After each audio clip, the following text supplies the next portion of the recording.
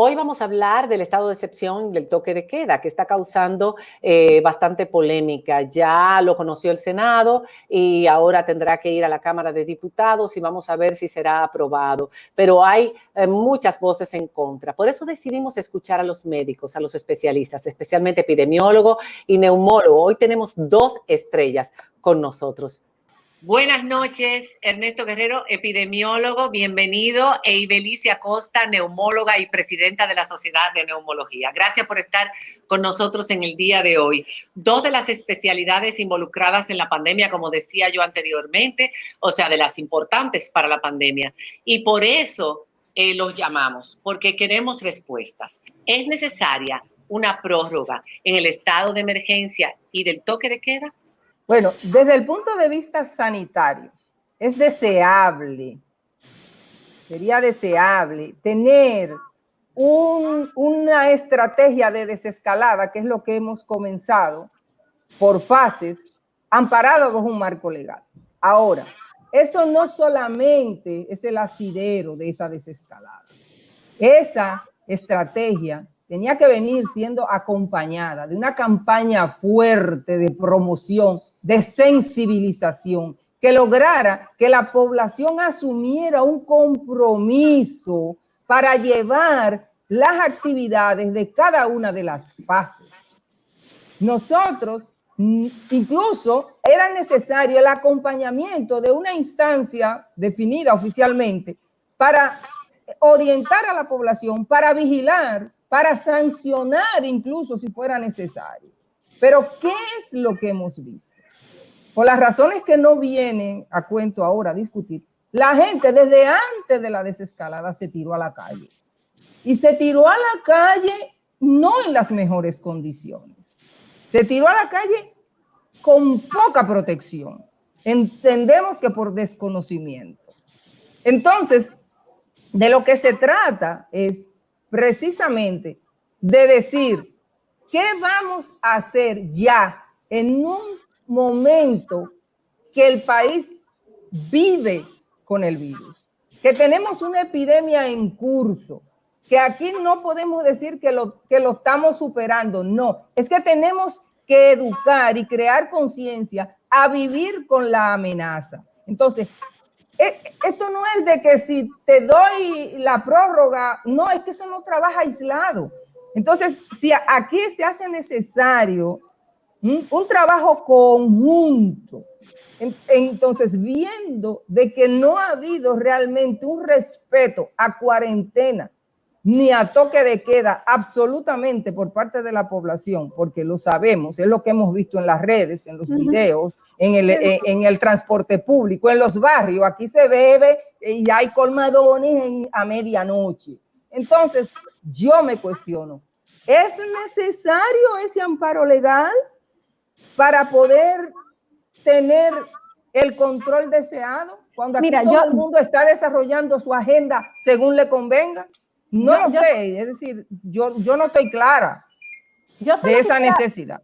Yo quisiera plantearle la pregunta de una manera distinta, Ernesto, ya que es epidemiólogo. Con los indicadores que tenemos hoy, Ernesto, ¿cómo ha ido evolucionando la pandemia en República Dominicana hasta este momento? ¿Se hace necesario el toque de queda, el estado de emergencia? Porque hay una realidad y es que no hemos tenido una situación como otros países. Aquí no ha habido muertes en masa como en otros lugares. Ciertamente el comportamiento de la epidemia se puede decir que es diferente en muchos países.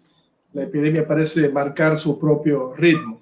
Sin embargo, en el momento que se tomaron las medidas de cierre, las medidas de cuarentena, debieron existir algunos indicadores del por qué se cerraba, algunos indicadores epidemiológicos. Me imagino que hasta que no se superen esos indicadores epidemiológicos, la cosa todavía está pendiente. Yo creo que la epidemia, como bien se ha dicho, no ha terminado.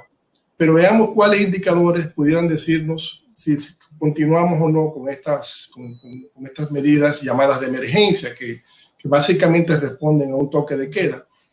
En el término número de casos, ustedes van a ver que los casos van a aumentar durante este periodo. Van a aumentar porque aumenta el número de pruebas. Si aumenta el número de pruebas, va a seguir aumentando el número de casos. El número de casos no es el mejor indicador nuestro para decidir abrimos o cerramos. ¿Por qué? Porque la realidad es que muy probablemente el número de casos es de 10 a 15 veces más de lo que se está informando ahora. El tema es que no se han captado esos casos que están ahí. En el momento que se decidan tratar de buscarlo y encontrarlos, los van a encontrar. Y eso, con el número de pruebas, modifica la letalidad, modifica el índice de positividad, muchos otros indicadores que se han estado utilizando como medidas de eficiencia. Yo creo que en este caso el indicador más a seguir debe ser los fallecimientos.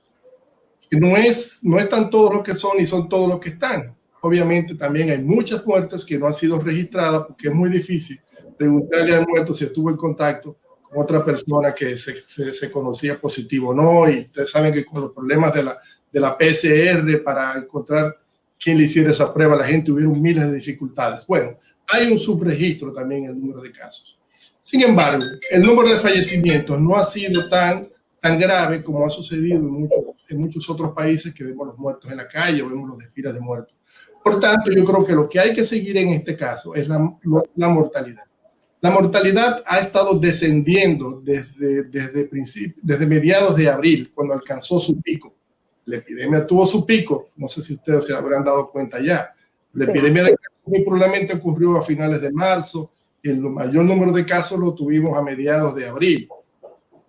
Entonces, a partir de esa fecha, el número de casos ha venido descendiendo, y eso creo que debe ser el principal marcador para nosotros. Es interesante. Perdón, es interesante eso que acabas de decir del pico, porque todo el tiempo hemos estado observando la curva de contagio como que es la que nos indica cuál es el pico, y los dominicanos dicen, pero ¿y entonces cuándo es que va a llegar el pico? Porque nosotros siempre seguimos subiendo, ya son 20,000, lógico, y van a seguir subiendo. Entonces, lo que ha determinado realmente la cantidad de personas contagiadas por la cantidad de personas afectadas y necesitadas de hospitalización y de UCI, es ese último indicador. Ese es el que nos dijo cuándo realmente en República Dominicana hubo un pico. Y fue en abril, en ese momento. A principios de abril, finales de marzo, ciertamente, porque la epidemia sigue un curso normal y tiene una letalidad que es más o menos estable, entre 1, entre 2 y 3. Pero los que se dedican a hacer proyecciones utilizando ese indicador de mortalidad, si es 1 o 2 en cada 100, y con otras variables más que introducen allí, nos pueden predecir exactamente cuál es el número de casos que existe en un determinado momento en la población. Los casos que nosotros hemos captado es solamente un mínimo del total de casos que se han producido. Y un indicador que nos dice eso es el índice de positividad. Es como que tú tiras una red, tú tiras tu red y fíjate, de cada 4 pruebas encontré uno, pero ¿será verdad que el 25% de la población estaba contagiada en ese momento? No, es que ha sido muy selectivo. Al momento de tú aumentar las pruebas, vas a encontrar entonces muchos otros más en menos proporción, quizás ya no el 25%, quizás el 10% menos. Y eso te altera, como dije ya, todos los demás indicadores.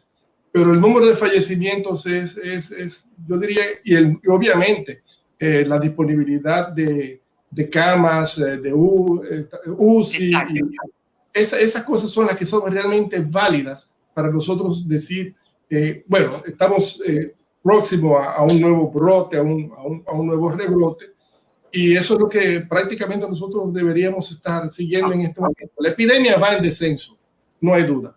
Que probablemente puede haber un rebrote, es probable. ¿Cuándo? No lo sabemos. El rebrote se puede esperar, elecciones o no elecciones.